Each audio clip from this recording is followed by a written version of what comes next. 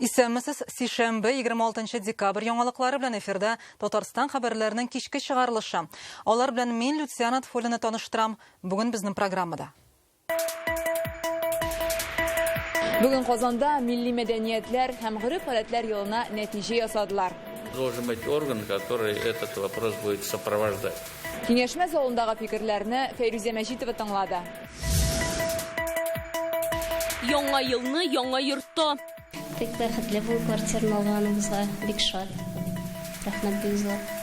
Шундый возможность биргәнгә. Бүген Казанда социаль ипотека буенча 120 гаиләгә яңа фатир бирделәр. Итуе белән аларны Алия Сабирова да котлады. Шаян ТВ каналы һәм Булгар радиосы коллективы 8 яшьлек Варвараның хыялын чынга ашырды. Я бы стала тут работать. Тут очень классно, мне кажется. Яңа ел алдыннан кызга нинди бүләк ясадылар? Бу хакта тулырак Инзилә Хусәйнова.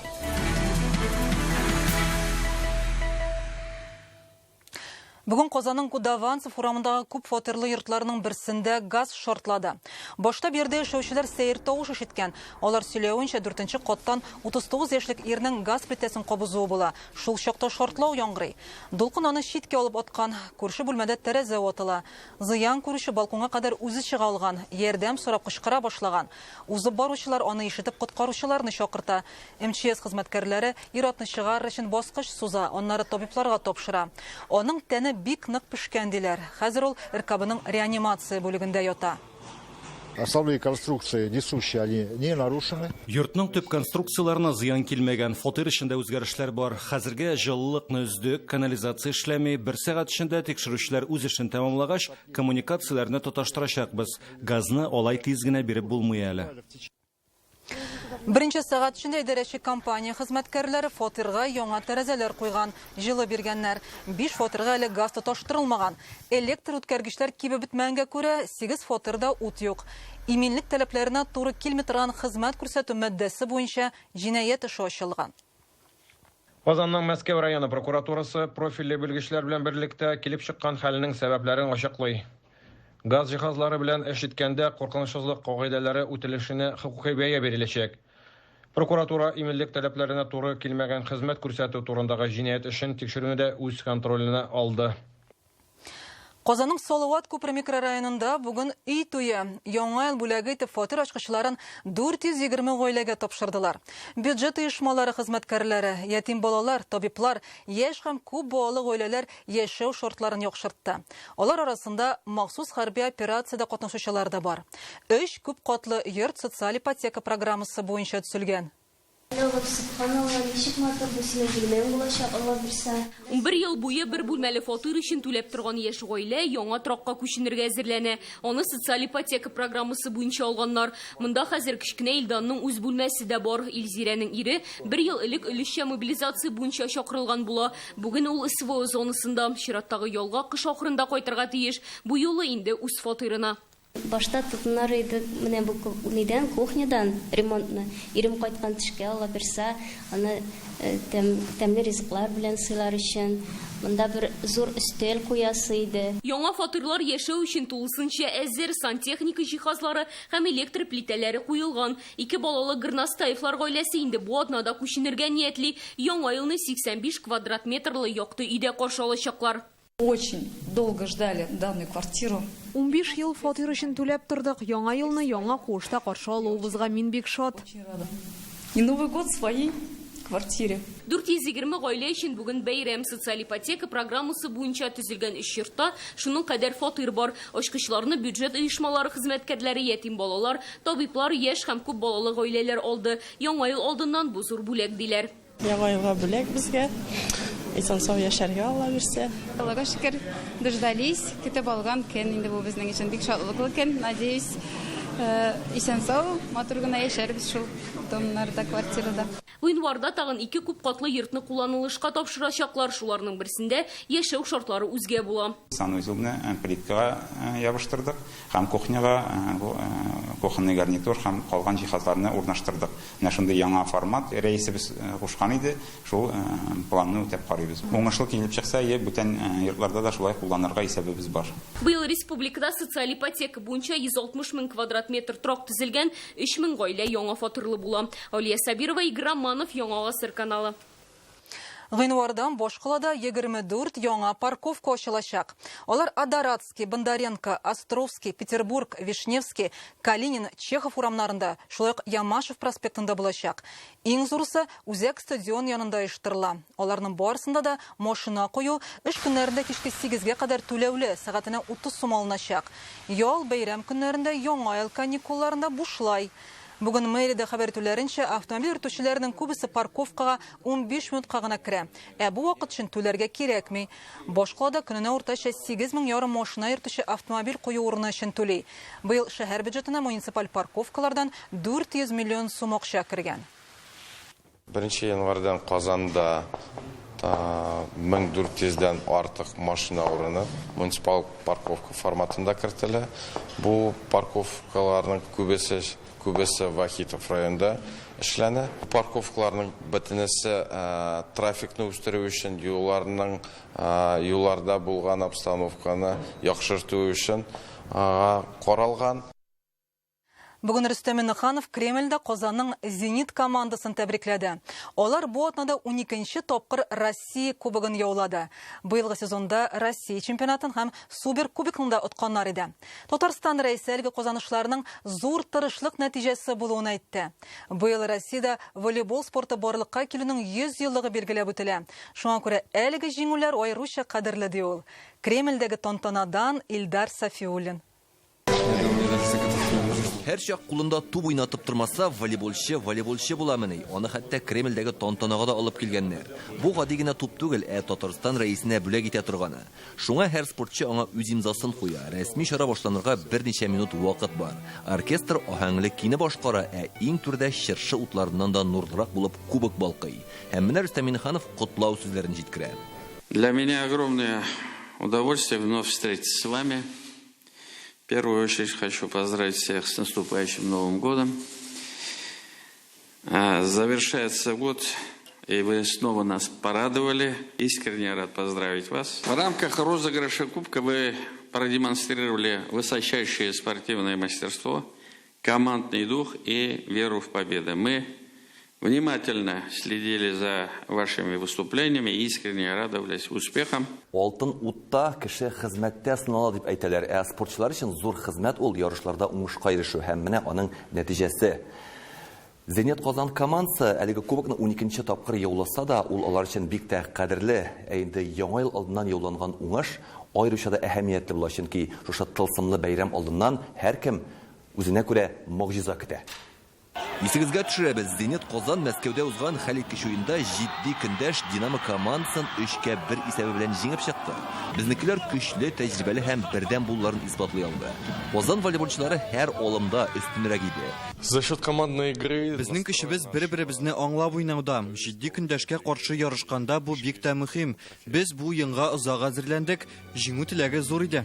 Зенит Казан клубы 2000 елда оешкан коллектив башта Әсхат Сәфәров җитәкчелегендәге Динамо спорт җәмгыять составында чыгыш ясый. Елдан-ел ныгып спортта дан шөһрәт казаналар. 23 ел эчендә 11 тапкыр Россия чемпионы дәрәҗәсенә лаек булалар. 9 тапкыр Суперкубокны алалар. 6 тапкыр чемпионнар лигасында җиңү яулыйлар. Батырларның арасыннан батыр булып чыгу бик җиңелдән булмый инде. Көне-төне мына эшләү, команда белән тренерский составның волейболчылар безнең шушы нәтиҗәне китереп чыгаралар мына, Аллага шөкер. Рөстәм Миннеханов узын буйлы волейболчылар белән шаярып фотога төшә. Рәис әйтүенчә, нәкъ менә шундый чемпионнарга кызыгып, яшьләр дә бу спорт төренә тартыла. Хәзер Татарстанда 47 меңнән артык кеше волейбол белән шөгыльләнә. Рөстәм Миннеханов чемпионнарга алга табада җиңү максатын сакларга кушты һәм яңа ел теләкләрен җиткерде. Сезнең җиңүләр безнең өчен зур горурлык, барыгызга да саулык, сәламәтлек, зур уңышлар, имин тормыш телим. Татарстан рәисе командага рәхмәт хаты һәм 3 миллион сумлык сертификат тапшырды. Спортчылар Рөстәм Миннехановка алтын медаль һәм волейбол тубы бүләк итте. Яңа ел якынлашса да Зенит Казан уенчыларының бәйрәм итәргә вакыты юк. 29 декабрьдә Оренбургта нефтяник спортчылары белән ярышачаклар. Илдар Сафиуллин, Рамзил Гарипов, Яңа Гасыр каналы. Татарстанда мигрантлар һәм алар белән килеп туган мәсьәләләрне хәл итү өчен махсус оешма булдырырга кирәк. Бүген Татарстан рәисе каршындагы милләт һәм динара мөнәсәбәтләр буенча советның утырышында Рөстәм Миңнеханов шундый тәкъдим ясады. Идел бу округы буенча карасак, Татарстан мигрантлар иң күп булган төбәк. Әлеге утырыш Милли мәдәниятләр һәм гореф-гадәтләр елның оештыру комитеты белән берлектә үткәрелде. Анда елга йомгак ясадылар. Бүген Россиянең милли дәүләт сәясәте стратегиясе әзерләнә. Онда Татарстан актив катнашырга тиеш, Рөстәм Миңнеханов. Зур киңәшмәдән Фәйрүзә Мәҗитова репортажы. Милли китапханә бинасы каршында 50ләп Лада Гранта автомобильләре тезелеп киткән. Аларны бүген Рөстәм Миңнеханов республика районнарындагы мәдәният бүлекләренә бүләк итеп бирде. Яхшы хезмәтегез өчен рәхмәтем әйтәсем килә. Әлбәттә, менә бу машиналар, алар урыннарда бик кирәк. Шуңа күрә хәерле сәгатьтә булсын, игелекле, яхшы авариясыз йөрергә насыйп булсын сезгә.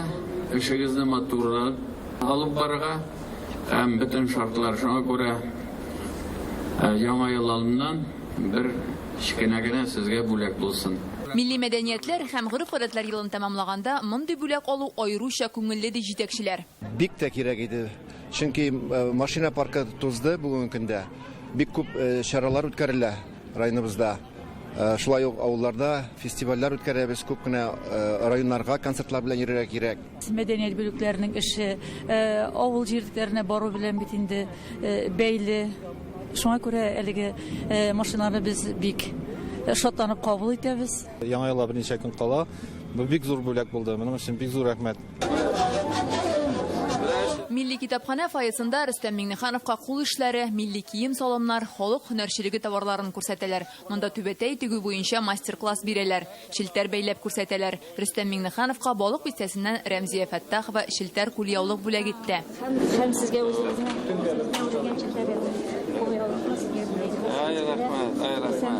Утырышлар залында милли мәдәниятләр елына йомгак ясадылар. Татарстан гомер-гомергә күп милләтле республика булып яши. Агымдагы елда үткәрелгән вакыйгалар моны дәлилләде, диде Рөстәм Миңнеханов.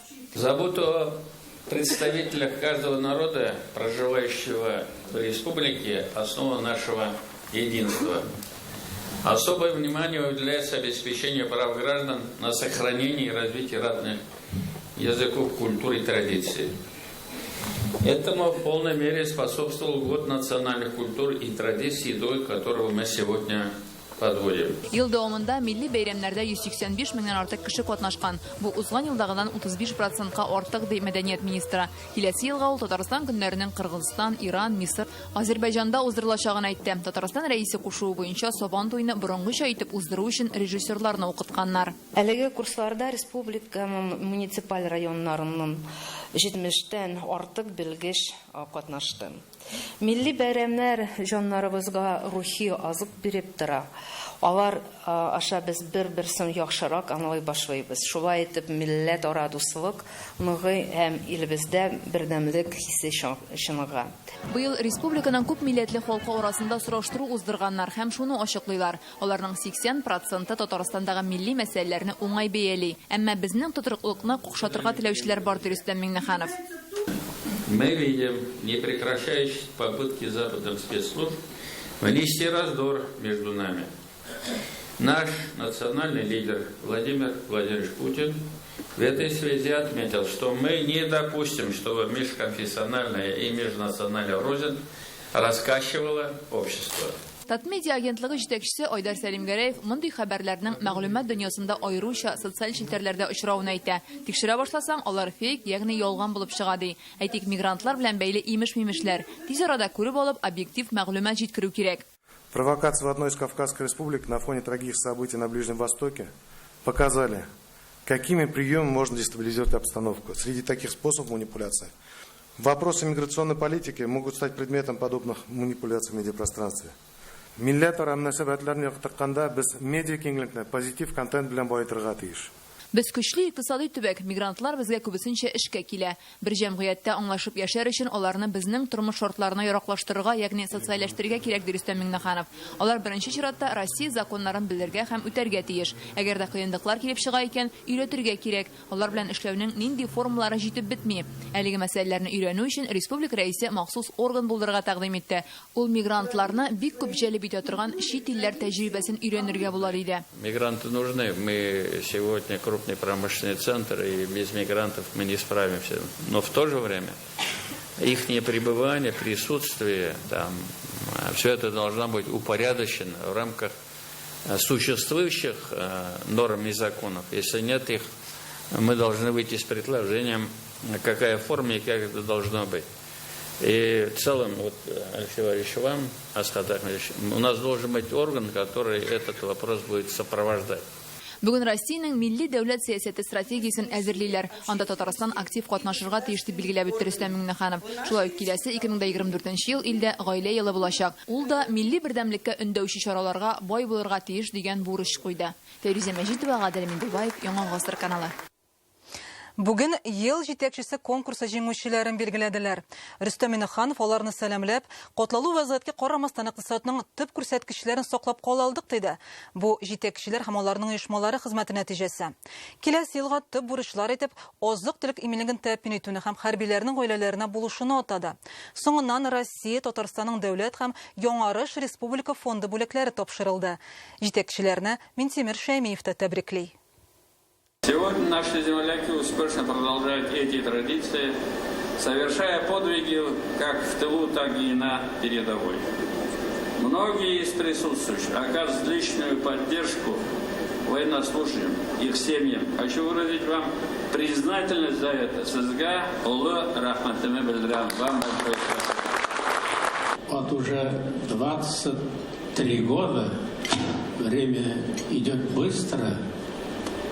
Мы отмечаем, собираясь с вами раз в год, и успехи руководителей предприятий нашей республики. Есть кого отмечать. Есть достойные люди для этого. КФУның Казан һәм Яшел-Үзәндәге обсерватория биналарына ЮНЕСКО билгеләрен урнаштырырга әзерләнәләр. Сентябрьдә әлеге комплексны бөтен дөнья мирасы объектлары исемлегенә керттеләр. Әлеге карар комитетның Сауд Гарәбстанында узган 45-нче утырышында кабул ителде. Моннан берничә көн элек Россиянең тышкы эшләр министры Сергей Лавров Татарстан премьер-министры Алексей Песошинга моны раслаучы документ тапшырды. Обсерватория республикада ЮНЕСКО исемлегенә кертелгән 4-нче объект. Бу Россия рекордлы сон, хәтта Мәскәү белән Санкт-Петербургта да алар берәр генә. КФУ обсерваторияләре безнең илдә фән белән бәйле булган һәм ЮНЕСКО карамагында торган бердән-бер объект булып санала. Минтимер Шәриповичның монда роле бик зур. Нигә дигәндә, ул менә шушы эшне аның үзенең патронажы астында. Бүгенге көндә ул бездә генә бар гелиометр дигән. Һәм әйтергә кирәк, менә шушы материаллар булгач, алар бит күрсәтәләр беренче яктан менә шушы биналарны, ул әйтик классик архитектура, шул шәһәр обсерваториясе, әтегендә неоклассик обсерватория. Когда мы включали, скажем, список ЮНЕСКО 2007 елда ЮНЕСКО исемлегенә Зөя утрау шәһәрчеген керткәнче, анда елына 7000 кеше килә иде. Узган ел бирегә 1,1 млн турист килгән. Бу саннар объектның үсеш мөмкинлекләрендә безгә йөкләнгән җаваплылыкны да күрсәтә. Только 7000 туристов. Казанда халыкка хезмәт күрсәтү буенча быел барлык кыенлыкларны хәл итеп бетереп булмаган. Аеруча җәмәгать транспорты белән бәйле проблемалар кискен тора. Автобуслар, аларны йөртүчеләр һәм кондукторлар җитми. Мәктәпләрдә елда арта барган укучыларны сыйдырып бетерә алмый.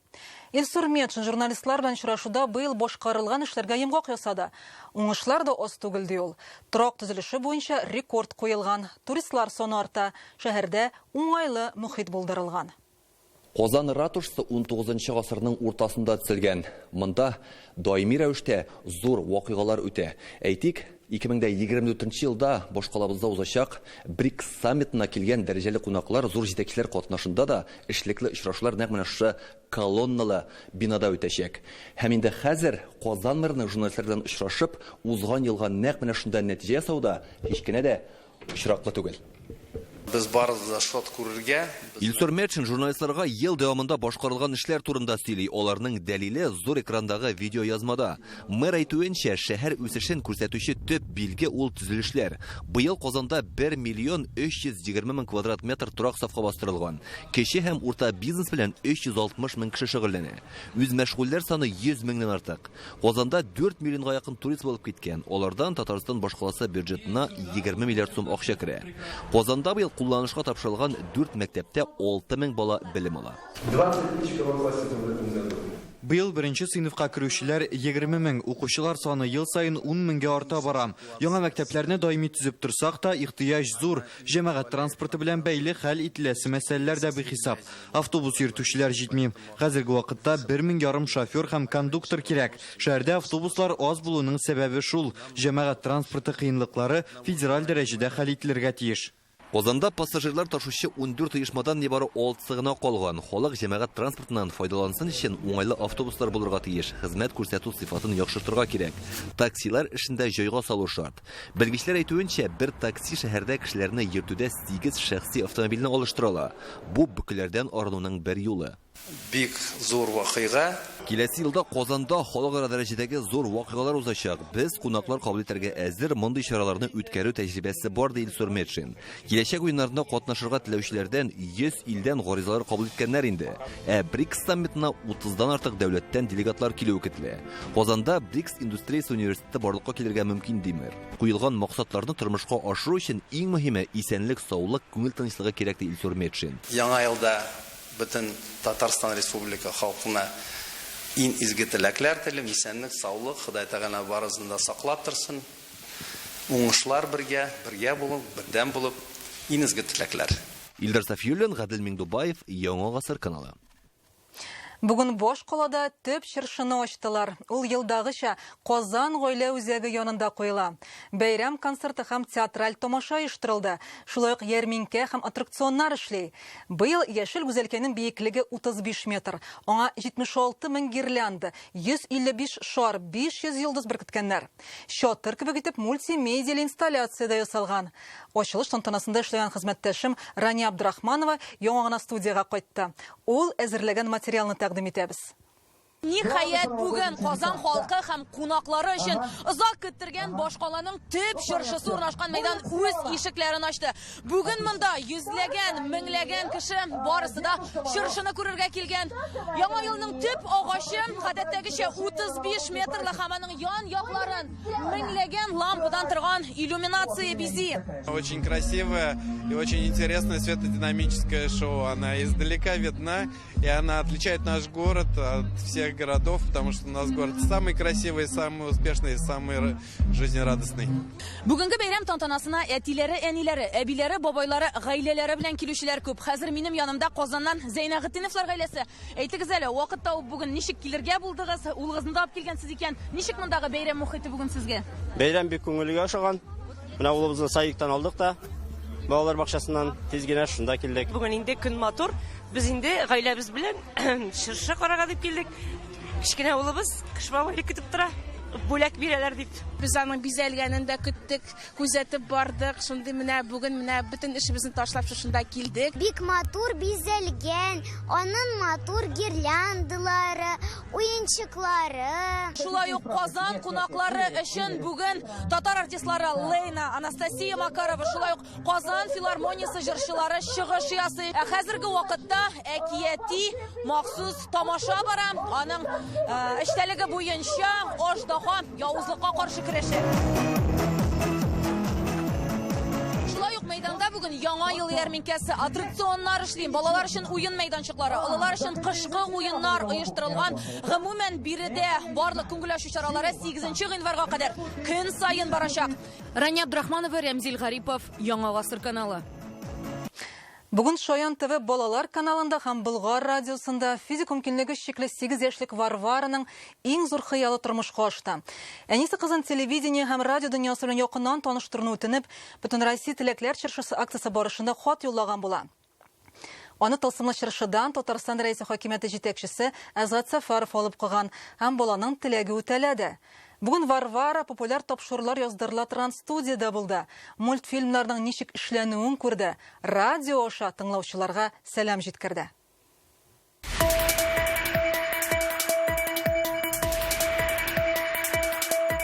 Бу безнең студиябыз, монда балалар диалог форматында күп яңалыклар беләләр. Шаян ТВ каналы студиясында кичкенә Варвараны алып баручылар һәм сәйлән конкурсы җиңүчеләре каршылый. Моңарчы телевидение аның өчен буй җитмәс серле бер дөнья булып тоелган. Бүген ул экран йолдызларының үзе кебек үк гап-гади кыз һәм малайлар булуын күрде. Алар белән бергә маҗаралар дөньясына чумды.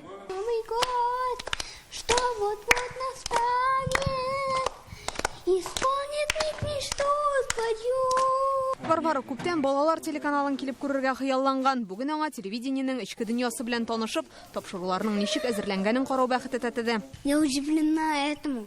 Замечательное настроение. Я бы стала тут работать. Тут очень классно, мне кажется. Бывают интересные программы, и я их смотрю. Особо я люблю смотреть мультики. Варвара инде ул менә телевидение дигән серле дөнья белән кызыксына һәм бик күп сораулар да туган аның. Ул инде әзерләнеп килгән безнең янга, бик шундый җаваплы бала. Киләчәктә дә менә Шаян ТВ каналы бөтен балалар өчен дә ачык канал булып калыр дип ышанып калам. Варварага табиблар тумыштан ук ДЦП диагнозы куйган. Хәзер аңа 8 яшь, музыка мәктәбенә йөри, йөзү белән шөгыльләнә. Киләчәктә телевидениедә эшләү һәм мультфильмнар яздыру хыялы белән яна. Варя сама она очень хочет изучать татарский. Варвараның татар телен өйрәнәсе килә. Ул бик тиз отучан. Шуңа күрә татарча тапшырулар карау, радио тыңлау аңа файдага гына. Мин дә баламның хыялы чынга ашуына сөенәм. Варвара Шаян ТВ хезмәткәрләре белән аралашты, үзенең кызыксынулары турында сөйләде. Мне 8 лет, скоро исполнится 9 в феврале, через месяц. Яраткан мультфильм геройларын тавышландыручылар белән танышты. Гвоздь не в кеды, Роско, ты вообще ничего не понимаешь. Болгар радиосы дулкыннарыннан тыңлаучыларга сәлам җиткерде. Здравствуйте, меня зовут Варвара, я передаю всем привет, я очень счастлива, что попал сюда. Радиода эшләүчеләр Варварага бүләктә әзерләгән. Менә Кышлавайдан күчтәнә чыршы түрендә. Баланың хыялын Бөтен Россия теләкләр чыршысы акциясе барышында тормышка ашырдылар. Варвараның әнисе кызының иң зур теләген язып, хат юллаган була. Аның хатын Татарстан Республикасы рәисе администрациясе җитәкчесе Азат Әхмәтулла Сафаров алган булган һәм инде без менә шушы хыялны бүген тормышка ашырдык. Менә шушы Варварага карагач, аның күзләре яңган күргәч, ничектер үзебезгә дә күңелдә җылы булып китте. Бүген әлеге кыз бала тормышта мөгъҗизалар булуына һәм теләкләренең һич шиксез чынга ашуына инанды. Бу күрешү аның күңелендә озакка уелып калыр дип ышана оештыручылар. Инзилә Хөсәенова, Рамзил Гарипов, Яңа гасыр каналы. Әлегә шундый яңалыклары да һава торышы турында мәгълүматны Рәүф Шакиров җиткерер. Ә мин сезнең белән сау булышам.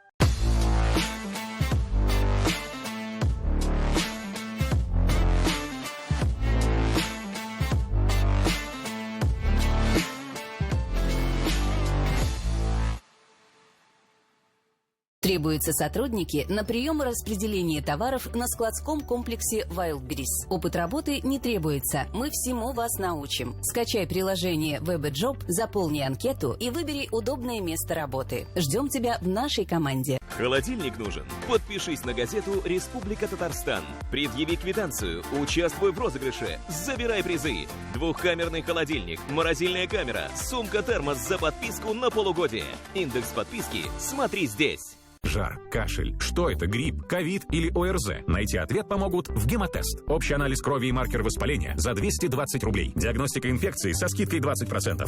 На всю парфюмерию скидка 40%. Только 2 дня. 26 и 27 декабря. Во всех магазинах «Улыбка радуги».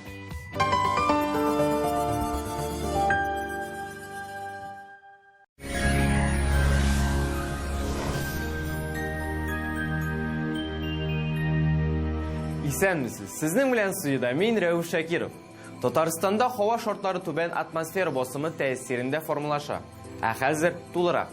Татарстан Республикасының яшьләр эшләре буенча министрлыгы цифрлы психологик ярдәм хезмәтен тәкъдим итә. Health-online-rt.ru порталына кирип, онлайн режимда түләүсез югары квалификациялы психолог киңәшләре сезнең өчен. Сез ялгыз түгел, ярдәм гел янәшә. Яндекс погода мәгълүматы буенча, Яшел Үзән, Арча һәм Кукмарада болытлы булачак. Кар көтелә. Көндез температура 3-5, төнлә 6 градус салкын. Буа, Опас һәм Тәтештә дә болытлы.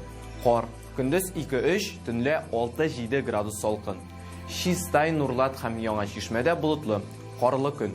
Көндез 2-3 градус һәм төнлә 5-6 градус салкын. Яршаллы, Менделеевск һәм Әкрҗедә болытлы.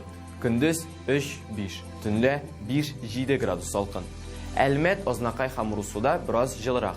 Көндез 1-3 градус, төнлә 3-5 градус.